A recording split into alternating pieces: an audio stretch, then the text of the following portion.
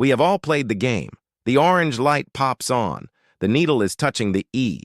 You look at the range on your dashboard and it says 20 miles. You think, I can make it home. I'll fill up tomorrow. You are probably right. You won't run out of gas, but you are destroying one of the most expensive parts of your car, your fuel pump. Most modern cars have the fuel pump located inside the gas tank. It is an electric motor. Like any motor, it creates heat when it spins. Here is the design secret. That pump is designed to be submerged in liquid gasoline. The gas actually acts as a coolant. It keeps the motor from overheating while it works. When you drive on E, the pump is no longer submerged. It is exposed to the air inside the tank. It creates heat, but it has no way to cool down. You are basically running a hairdryer inside a plastic box. It cooks itself. There is another problem.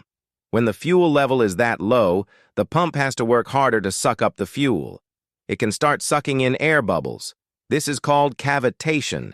It causes the pump to sputter and strain, wearing out the internal components much faster. And yes, there is the sediment issue. Over years, dirt and rust settle at the bottom of your tank. When you run it dry, you force the pump to suck up that concentrated sludge, clogging the strainer. But heat is the real killer. A new fuel pump is not a cheap fix.